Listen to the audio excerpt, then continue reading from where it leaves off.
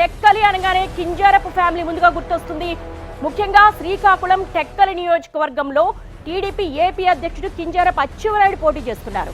ప్రస్తుతం మనం చూస్తున్న వీడియో వాళ్ళలో అచ్చెన్నాయుడు టీడీపీ తరపున పోటీ చేస్తూ ఉన్నారు. ఆయన ప్రొఫైల్ ఒకసారి చూస్తే కనుక వైసీపీ తరపున ప్రస్తుత ఎమ్మెల్సీ దువ్వాడ శ్రీనివాస్ని నిలబెట్టారు.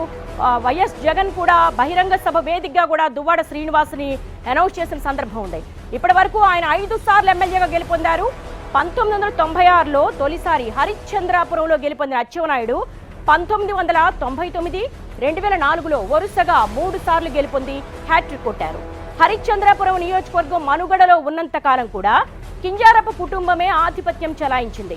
ఇక 1983 నుంచి 1994 వరకు కింజారపు ఎర్రవనాయుడు తిరుగులేని విజయాలు సాధించారు. ఆయన పార్లమెంటుకి ఎన్నుకోవడంతో ఆయన స్థానంలో పోటీ చేసిన అచ్చెన్నాయుడు హ్యాట్రిక్ విజయాలు అందుకున్నారు. హరిశ్చంద్రాపురం నియోజకవర్గం రద్దవడంతో 2009లో టెక్కల్ నుంచి పోటీ చేశారు. కాంగ్రెస్ అభ్యర్థి కొర్ల రేవతిపతి చేతిలో ఆయన ఓటమి పాలయ్యారు. ఇక 2014, 2019 ఎన్నికల్లో వరుసగా 2 సార్లు గెలుపొందారు అచ్చెన్నాయుడు.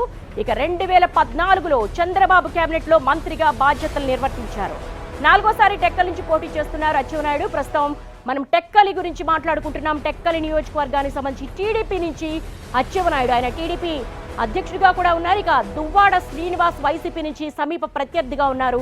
ఇక టెక్కలి కావచ్చు, అలాగే ఇచ్చాపురం కావచ్చు, సామాజిక వర్గాల సమీకరణాల ఆధారంగా గెలుపు గుర్రాలకు మాత్రమే పెద్దపీట వేసిన సందర్భం అయితే కనపడుతుంది.